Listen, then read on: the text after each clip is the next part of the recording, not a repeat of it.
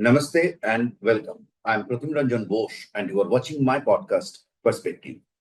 In this episode, I'll talk about the Indo Pakistan conflict and its wider significance. An Indo Pakistan conflict is on, and most probably it will last a few weeks.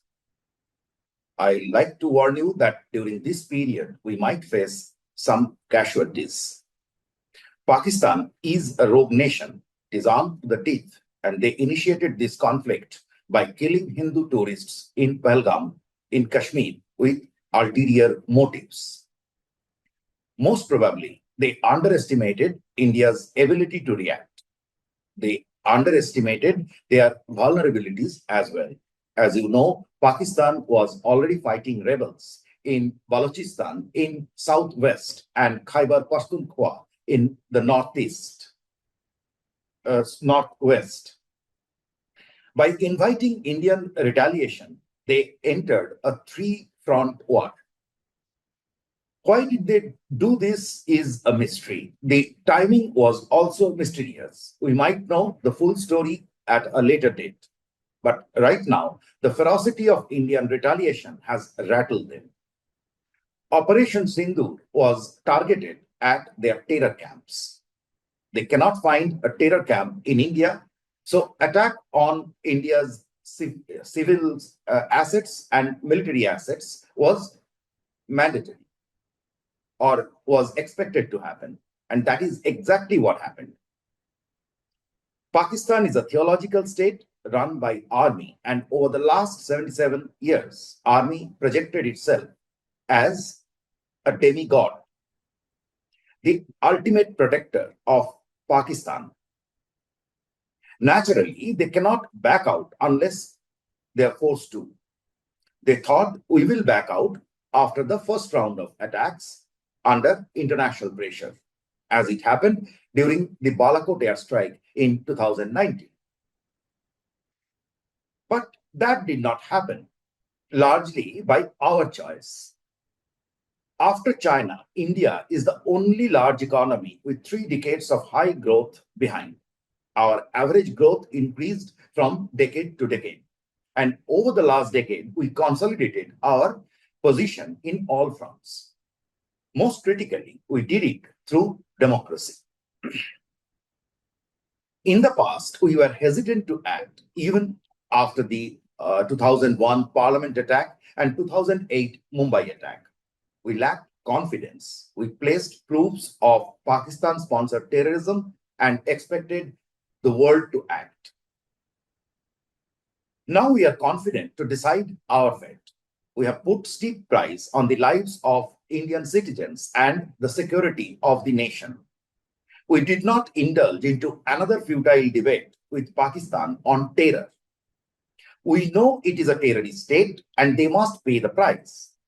The state was on FATF grey list till 2 or 3 years ago. We are here to teach them a lesson so that next time they be a little more careful in doing anything against India.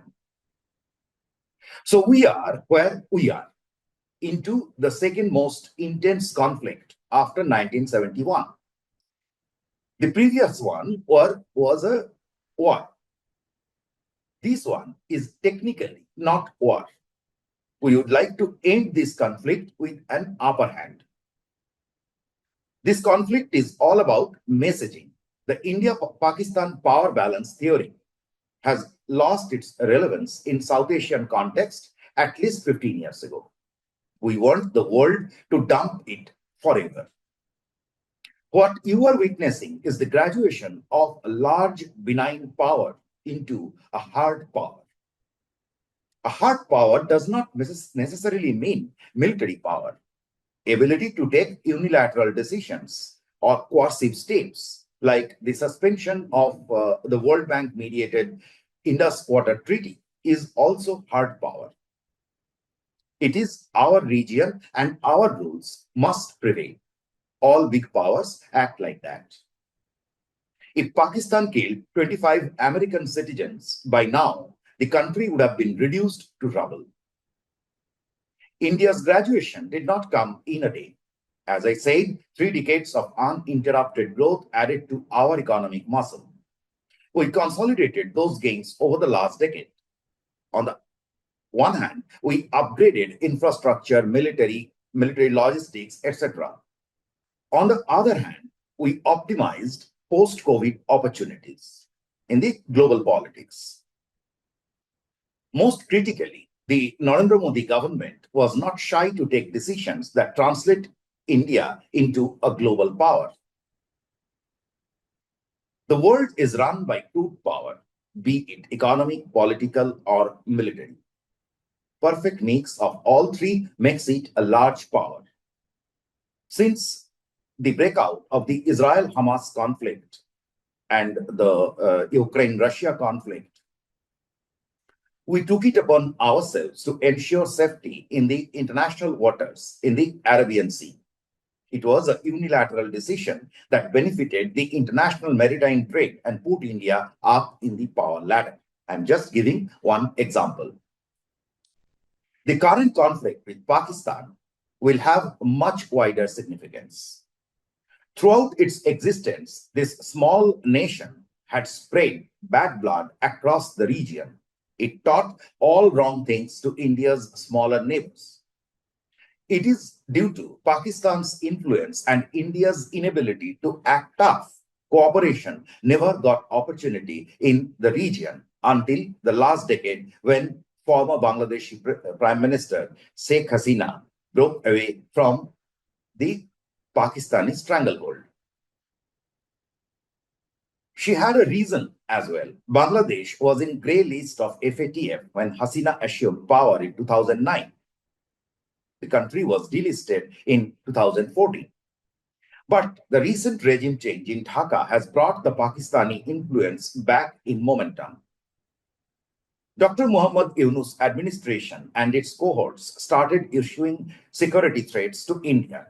There is evidence of rise of Islamic fundamentalism in Bangladesh at the direct or indirect support of the Yunus administration. I am sure that India's sharp and calibrated military response to Pakistan will send a chilling message across the neighborhood and particularly in Bangladesh. They will know that the new India is intolerant to any threat to its national security. Fear is a great deterrent. Over the last 10 months of its stay, the Yunus administration was getting increasingly insensitive to India's concerns. There were many Facebook posts by responsible people in the government or linked to the government, which were in serious violation to even the regular international norms. Provocations to endanger India's security were common. The climate started changing after India started taking soft retaliatory measures from early April. The Facebook became a quieter place after India launched precision strike on Pakistani terror hideouts on May 7. As on the day 3 of the conflict, when I am recording this video, the pro-Pakistani tone has subsided a lot in Bangladeshi newspapers. That solves half of the problem. Before I conclude, I have a request to Indians. Do not take information in social media on face value. I'll suggest you to keep track of PIB handle on Twitter and watch Doordarshan for confirmed news. We are in a war against a rogue nation that is fountainhead of terror. They built a strong ecosystem over the years. It would take time to dismantle it. Meanwhile, they will use every opportunity to disrupt our peace. Information is one such tool to disrupt. Last night, a private TV channel reported a terrorist attack at an Indian military base. It was an unconfirmed news, which was later found fake. So be careful about information. Do not jump on your keyboards to repost or comment. Read and recheck. Thank you for watching Perspective. If you like this episode, please like and share. फिर मिलेंगे.